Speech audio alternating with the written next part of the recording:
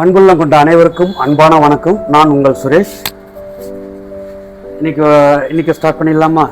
இந்த வாரம் ஒரு சின்ன குட்டி கதையோட நம்மளுடைய அன்றாட வேலையை பார்த்துக்கிட்டு நம்ம ஸ்டார்ட் பண்ணுறோம். இந்த சிறுகதையோடைய தலைப்பு ஒரு நாள் கடைசி வியாபாரம். ஒரு நாள் பிரியாணி கடையை அடைக்கிற நேரம் பார்த்து பிரியாணி ஆல்மோஸ்ட் முடிஞ்சு போச்சு. அப்போது அந்த நேரம் பார்த்து ஒரு வயதான தாத்தா மெதுவாக வந்தார். ஐயா, சாப்பாடு கிடைக்குமான்னு ஒரு பணிவான குரலை கேட்டார். கடைக்காரர் கொஞ்சம் யோசித்தார். மீதமுள்ள பிரியாணி ரொம்ப குறைவாக இருந்தது. ஆனால் உடனே அந்த கடைசி உணவை அவருக்கே கொடுத்து பரிமாறினார்.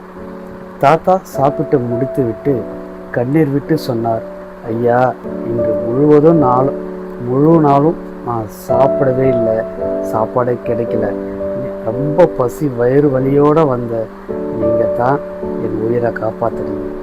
உங்களுக்கு ரொம்ப நன்றி ஐயா அப்படின்ட்டு அவருடைய உள் மனதிலிருந்து வந்த வார்த்தைகள், அவர் கண்ணீர் இதெல்லாம் பார்த்த உடனே அந்த வார்த்தை கேட்டதும் கடைக்காரருக்கு ஒன்று புரிஞ்சுது. நம்ம பிஸ்னஸ் மட்டுமே நம் நோக்கம் இல்லை, இது ஒருத்தருடைய வாழ்க்கை. அதனால் நம்ம முடிந்த அளவுக்கு ஒருத்தருக்கு உதவி பண்ணலாம்.